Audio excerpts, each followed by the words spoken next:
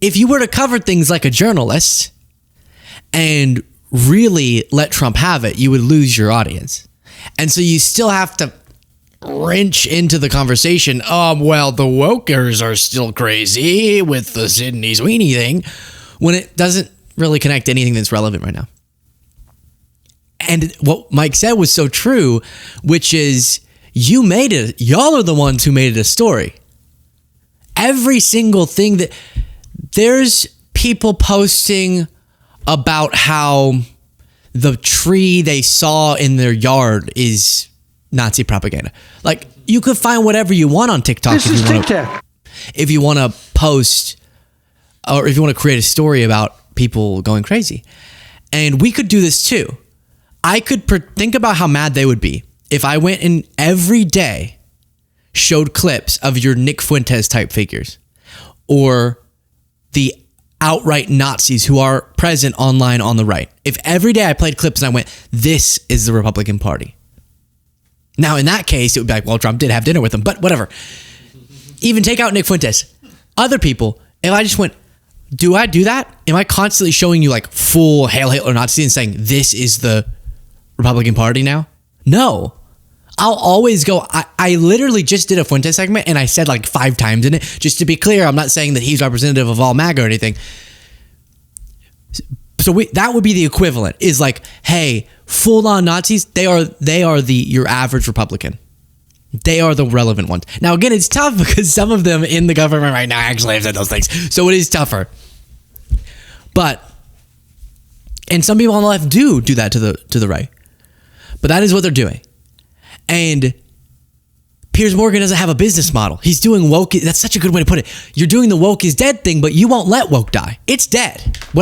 Not like what woke used to mean, but what the right means woke means, which is like this new moral wave, more like a moral panic that stretches concepts. I'm trying to define the word they never wanted to define.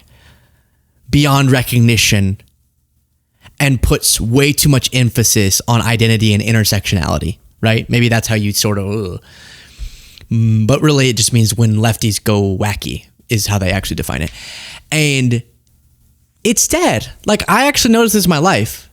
People's concern with some of those issues, like, are you throwing out, even if you think that's fine to do, but if you're throwing out constantly, pronouns, here's my pronouns, here are the beginning of everything, that's kind of like fading, at least from my understanding. Or people going out and going, all white people, what do they say? What does the right say the left says?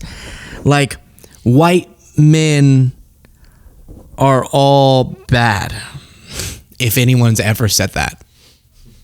But like, let's imagine some really, really, really, like, their perception of woke person said that. All white men should feel guilty about being a white man. Maybe some rando said that sometime. I'm sure they've found a clip of that. Or half of all people by 2030 should be trans. I don't know. Maybe someone said that. That it doesn't seem like a part of the cultural discourse anymore like it was. And a part of it is because MAGA now has power, so it's kind of harder for them to be like, man, y'all are all annoying. It's like, but you won. Do your thing. You kind of suck at what you're doing. Whatever woke, DEI stuff y'all were fear-mongering about, if that's what we had before with the Biden administration, then bring that back, please, compared to whatever you call this.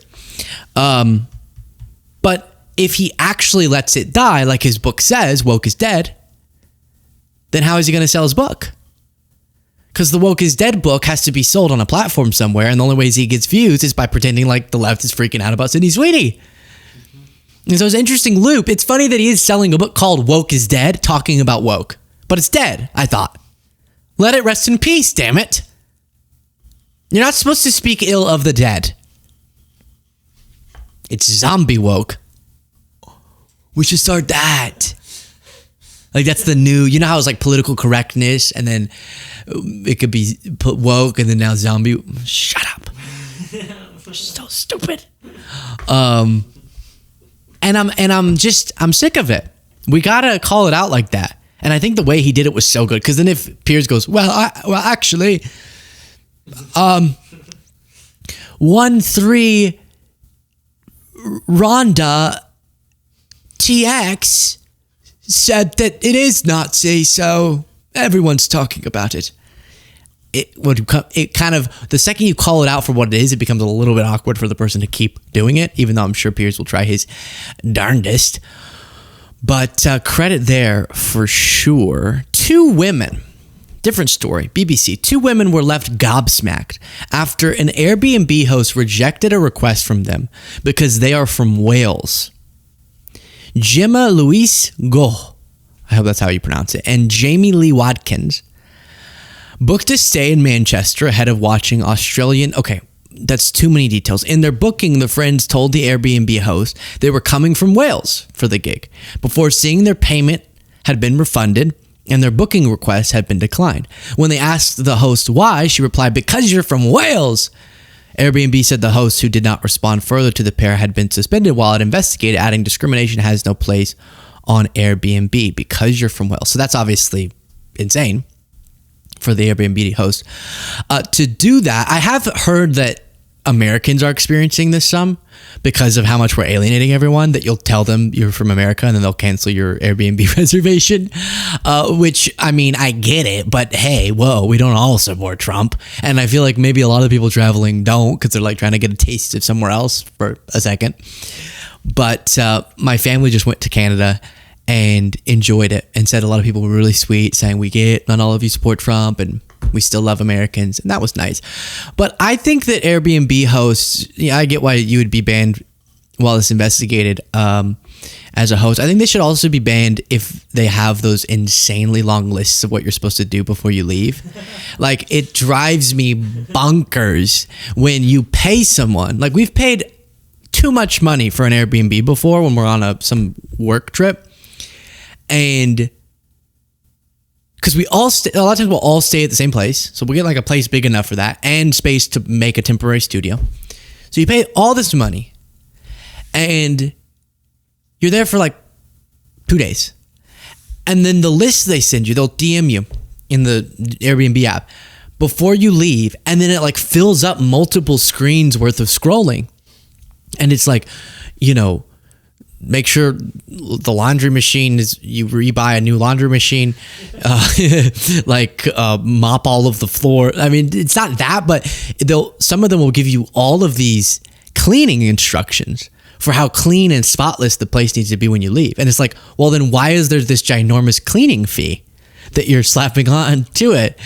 And then, so that they should be banned for. It should be like pick up, like leave it how you found it. But not even. Like, I think if you leave, I think you don't need to run the dish, whatever. Okay, fine. Take the trash out. Like, really? You can't, who's cleaning that? Why can't they do the trash if I'm paying you for that? Like, at a hotel, you pay a certain amount. And then if you leave stuff, trash, or dirty towels or something, they clean it because you're paying, that's what you're paying for. Not to renovate their house for them. I also think that you should be banned if you show up at the house while the person's at the house. That, at our last Airbnb, I say this with love, if you're watching this, because she did say she was going to watch the show. She's like, what are y'all doing with all these cameras? Which sometimes can be weird when we'll be in a room. Sometimes we'll use a room that has a bed in it for our studio.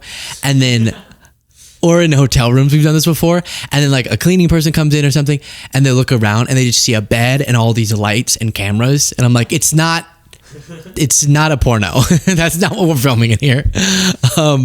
But at our last one, you were delightful. I totally understand. If you are watching this, thank you. It was brilliant. But our last Airbnb, she showed up and then was like walking through the house. And it's like, this is weird. It's supposed to feel like you got your own little house. Not like they come in and pick up your underwear. It's just like, you're right here in our space because I was in my underwear and then you saw me. So banned for that. What else? I think that you should be banned for leaving intimate objects of yours for us to witness? Because then you'll show up to an Airbnb and I'm like, is this the one we're supposed to be at? Like all their stuff's all over the place. Like they have a half-filled wine glass still out. This feels white. A dildo's on the counter. Like this is weird. An actual all power to you, but on the counter, like this, I'm staying here. Imagine a hotel. You walked in and be like, what type of hotel is it? Hide that stuff and lock it. Because that can be weird when you open up a cabinet and like all of their stuff, their clothes and stuff is in there. I know it's their house or some of their houses, but it can still just be weird. Like a thermonuclear vibrator. It's like, what is this here for? This is sitting on the table where I eat. A Generation 12 turbo vibrator is on the table where I'm going to eat with my mouth. Like clean up before I get. If I have to clean up when I leave, you should have to clean up before you leave. So just some different thoughts on Airbnb there, I guess I wanted to share. So again, that was a portion of today's bonus show. If you want to get every single day a whole extra batch of content and support the work we do, click the join button.